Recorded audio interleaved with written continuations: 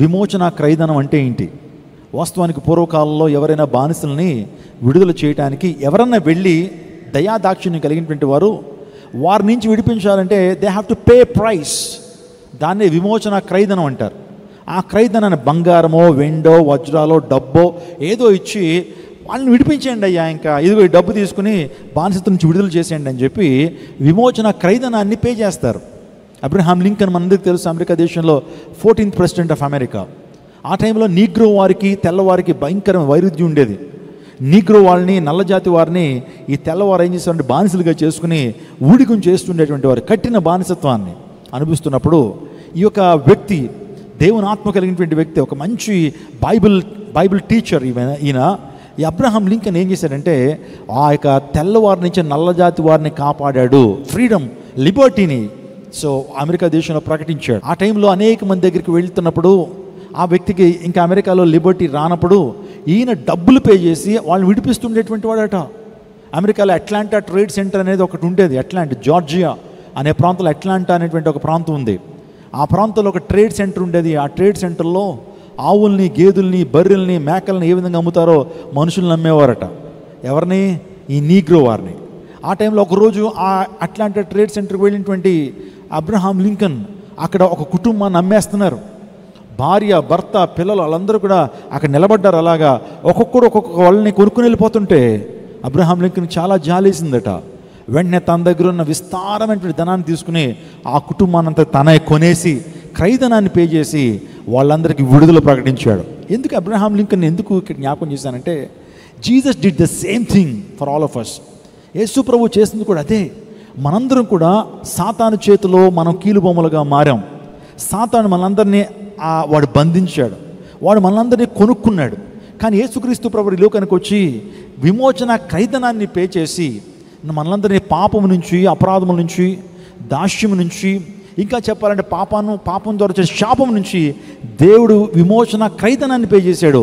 What is that విమోచన క్రయధనం? ఆయన ఏ price pay చేశాడు? ఆయన తన రక్తాన్ని ఇచ్చాడండి, విలువైన రక్తాన్ని ఇచ్చాడు. అందరూ పెట్టే మన దేవుని లేఖలో చూస్తున్నాం, మన వెండి, బంగారము నుండి క్షయమైన వస్తువుల చేత మనం విమోచింపబడలేదు, కానీ నిష్కలంకమైన పరిశుద్ధమైన క్రీస్తు రక్తము చేత మనం విమోచింపబడ్డాము.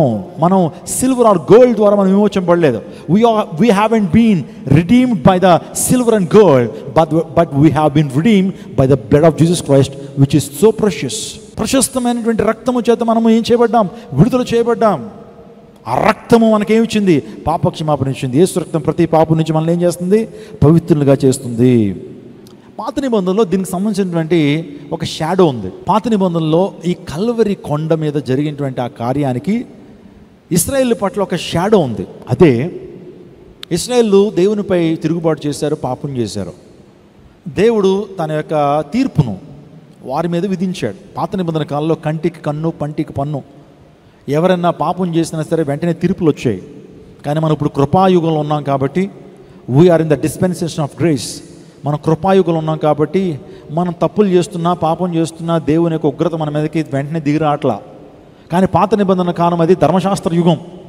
That's the dispensation of law, but we are in the dispensation of grace. లాలో మాత్రం ఖచ్చితంగా ధర్మశాస్త్ర యుగంలో వెంటనే దేవుడు కొంత అవకాశం మాత్రం ఇచ్చేవాడు, ప్రజల మీద తీర్పులు విధిస్తుండేటువంటి వాడు. ఇశ్రాయేలు తప్పు చేసినప్పుడు వారి మధ్యకు దేవుడు తాపకరమైన సర్పం పంపించాడు. పాయిజనస్ స్నేక్స్ వచ్చి కరుస్తూ ఉన్నాయి. కరుస్తుంటే అందరూ నురగలు కక్కుతున్నారు, కొంతమంది మరణిస్తున్నారు. ఆ టైంలో ఇశ్రాయేల్కి బుద్ధి వచ్చింది. దెబ్బ ఎప్పుడైతే తగిలిందో బుద్ధి వస్తుంది కదండి. దెబ్బ తగిలేటప్పటికి బుద్ధి వస్తుంది. బుద్ధి వచ్చి వెంటనే మోషే దగ్గరికి వచ్చి, అయ్యా సేవకుడా మోషే, మేము ఈ తాపకరమైన సర్పం చేత కరవబడుతున్నాం, ఆ ప్రాణాలు పోతున్నాయి, పిల్లలు చనిపోతున్నారు, దేవుని వేడుకో అయ్యా, దేవునికి విజ్ఞాపన చేయయ్యా, మా తప్పు మాకు తెలిసింది, మేము విగ్రహారం చేయం, మేము పాపం చేయం, దేవుని కోసం జీవిస్తామని ఎప్పుడైతే తీర్మానం తీసుకున్నారో మరలా మోషే వెళ్ళి, అయ్యా నీ ప్రజలే కదయ్యా, క్షమాపణ అడుగుతున్నారయ్యా, క్షమించయ్యా అంటే ప్రభు అన్నాడు, అయితే ఒక ఇత్తడి సర్పాన్ని నువ్వు తయారు చేయించు, పోత పోయించు. ఇత్తడి సర్పాన్ని, బ్రాంజ్ సర్పెంట్ తయారు చేయించి నెబో అనేటువంటి పర్వతం మీద నిలబెట్టు. ఇప్పుడు ప్రజలందరికీ, సర్వ సమాజానికి చెప్పు, ఎవరైతే మీరు ఈ యొక్క పర్వతం దగ్గరికి వచ్చి ఇతర సర్పాన్ని తీక్షణంగా చూస్తారో, విశ్వాసంతో చూస్తారో, దాని నీడకు ఎప్పుడైతే వస్తారో ఆ యొక్క విషము మిమ్మల్ని ఏమీ చేయలేదు. ఒకవేళ పాము కరిచినా మరణించిన స్థితిలో మీరు ఉన్న సరే బతికేస్తారు, మీకు రక్షణ కలుగుతుంది అని మోషేకి చెప్పినప్పుడు వెంటనే మోషే ఇతర సర్పాన్ని గబగబా చేంజ్ చేశాడు, నిలబెట్టాడు. ఇప్పుడు చెప్పాడు సర్వ సమాజం, రండి ఈ యొక్క ఇతర సర్పం దగ్గరికి రండి, దీని నీడను ఆనుకోనండి, దాని మీద విశ్వాసం ఉంచండి అని ఎప్పుడైతే చెప్పగానే ఇశ్రాయేలు పరుగున వచ్చి ఆ కొండ మీద నిలబెట్టి ఆ ఇతర సర్పాన్ని తీక్షణంగా చూసినప్పుడు వారు రక్షణ పొందారు, మరణం నుంచి విడుదల పొందారు. ఎగ్జాక్ట్లీ మీరు చూస్తున్నారు, ఇదే ఇతర సర్పము ఈరోజు నెబో అనేటువంటి పర్వతం మీద ఉంటుంది. ఇప్పటికీ నేను చాలా సందర్భాల్లో ఆ యొక్క ప్రాంతాలకు వెళ్ళినప్పుడు ఒక శాంపిల్గా దాన్ని అక్కడ పెట్టడం జరిగింది. నా ప్రతిరోజు ఇది దేనికి సాదృశ్యంగా ఉన్నదంటే, చూడండి, ఈరోజు నువ్వు రక్షించబడాలి అంటే, ఈరోజు పాపము నుంచి విడుదల చేయబడాలి, నువ్వు పాపము చేత సాతాను చేత కరవబడినటువంటి వ్యక్తిగా ఒకవేళ నువ్వు ఉన్నట్లయితే, ఈరోజున సర్పం అంటే ఏంటి? సాతానుకు సాదృశ్యం. సాతాను కూడా నేను పాపము చేత కరిచినట్లయితే, నీలో విషం ఉన్నట్లయితే, నీవు ఆనాడు ఇశ్రాయేలు ఏ రీతిగా కొండ దగ్గరకు వచ్చి దాన్ని చూశారో, నీవు కూడా కల్వరి గిరి దగ్గరికి నువ్వు రావాలి. You should come near to the mountain called Calvary. Calvary దగ్గరికి రావాలి. నువ్వు వస్తేనే నువ్వు విడుదల పొందుతావు. కల్వరి దగ్గరికి వస్తేనే నువ్వు రక్షణ పొందుతావు. కల్వరి దగ్గరికి వస్తేనే నీ పాపాలకి క్షమాపణ. బైబిల్ తర్వాత అత్యధిక భాషల్లోకి తర్జుమైనటువంటి గ్రంథం ఏది అని మీరు నన్ను అడిగితే పిలిగ్రిమ్ ప్రోగ్రెస్ అనేటువంటి ఒక గ్రంథం ఉంది. పిలిగ్రిమ్ ప్రోగ్రెస్, దాన్ని జాన్ బనియన్ అనేటువంటిది ఒక దేవుని సేవకుడు జైల్లో ఆ యొక్క గ్రంథాన్ని రాస్తాడు. చాలా ఫేమస్ బుక్. మీ గృహాల్లో ఈ పుస్తకం ఉండాలి. అర్థమవుతుందండి? మీ గృహాల్లో ఈ పుస్తకాన్ని కలిగి ఉండాలి. అప్పుడప్పుడు చదవాలి. పిలిగ్రిమ్ ప్రోగ్రెస్ చాలా చాలా. ఆ తర్వాత ఇదే దైవజనుడు జాన్ బెన్ అనేటువంటి దేవుని సేవకుడు పరిశుద్ధ పోరాటాలు అనేటువంటి ఒక పుస్తకాన్ని రాశాడు. ఆ పుస్తకం కూడా you must have this food, you must have this ఆత్మీయ ఆహారం ఈ యొక్క మీ గృహాల్లో ఉండాలి. ద హోలీ వార్, పరిశుద్ధ పోరాటాలు అనేటువంటివి దయచేసి స్టాల్లో మీకు లభ్యమైతే వెంటనే పిక్ ఇట్ అప్, దాన్ని పిక్ చేయడానికి ప్రయత్నం చేయండి. ఈ యొక్క పిలిగ్రిమ్ ప్రోగ్రెస్లో మనం ఆలోచన చేస్తున్నప్పుడు యాత్రికుని ప్రయాణంలో యాత్రికుడు అతని భుజం మీద చాలా బరువైన మూట ఉంటుంది. ఎక్కడికి వెళ్తున్నా మోస్తూ వెళ్తూ ఉంటాడు. పాపం కొన్ని రోజులకు మోసి ఇలా ఉన్నవాడు కొద్ది రోజులకు గూను వచ్చేసి ఇలా అయిపోతాడు. ఎందుకంటే వెనకాల ఏముంది? చాలా భారం ఉంది. So you can look at the picture మీరు చూడొచ్చు. ఆ భారాన్ని మోస్తూ ఉంటాడు. శాంతి ఉండదు, సమాధానం ఉండదు. పడుకుందామంటే ఆ బ్యాగ్ అడ్డవుతుంది, భారం ఉంటుంది, బరువు ఉంటుంది. అందును బట్టి అనేక చోట్లకు వెళ్తాడు దీవెన పొందాలని, ఆ బ్యాగ్ నుంచి విడుదల పొందాలని, ఆ భారం దించుకోవాలని. కానీ ఎక్కడికి వెళ్ళినా తన బ్యాగ్ మాత్రం దించివేయబడదు. కానీ ఒకరోజు ఒక ఎత్తైనటువంటి పర్వతం మీద ఏమంటే ఒక సిలువ ఉంటుంది. ఎవరు చెప్తారు అక్కడికి వెళితే, ఆ నీడకు వెళితే నీ బ్యాగ్ ఆటోమేటిక్గా డ్రాప్ అయిపోద్ది. అది దొర్లుకుంటూ ఎక్కడ పడుతుందో తెలియదు అనగానే ఆ వ్యక్తి ఆ కొండను ఎక్కుతాడు, కల్వరి గిరిని ఎక్కుతాడు.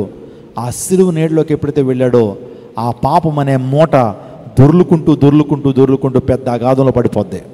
దిస్ ఎగ్జాక్ట్లీ మీ జీవితంలో ఏ పాప భారంతో మీరున్నా సరే, అశాంతితో మీరున్నా సరే, కలవరంతో మీరు ఒకవేళ ఉన్నా సరే, లేకపోతే నీ తోబుట్టువులు కానీ నీ బంధువులు కానీ పోగొట్టుకుని విచారంతో బాధతో ఒకవేళ ఆ బాధ నుంచి ఇంకా బయటకు రాని పరిస్థితుల్లో మూటను మోస్తున్నట్లయితే, you should come near to cross. నువ్వు సిలువ దగ్గరికి రావాలి. ఆ ప్రేమ అనే ధ్వజం నీకోసం ఎత్తబడింది.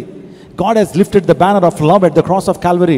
దేవుడు ఒక పెద్ద సిలువను లేకపోతే ఒక బ్యానర్ని ఆయన నిలిపాడు. He lifted the banner of love at the cross of Calvary. Calvary గిరి మీద యేసుక్రీస్తు ప్రభువారు ప్రేమ అనే ధ్వజాన్ని ఎత్తాడు. ఆయన స్తోత్రం చెప్పండి, హల్లెలూయా. ఆ ధ్వజము దగ్గరికి మీరు వస్తే మీరు రక్షించబడతారు. నేను ఒక క్లాసికల్ ఎగ్జాంపుల్ ఇస్తానండి.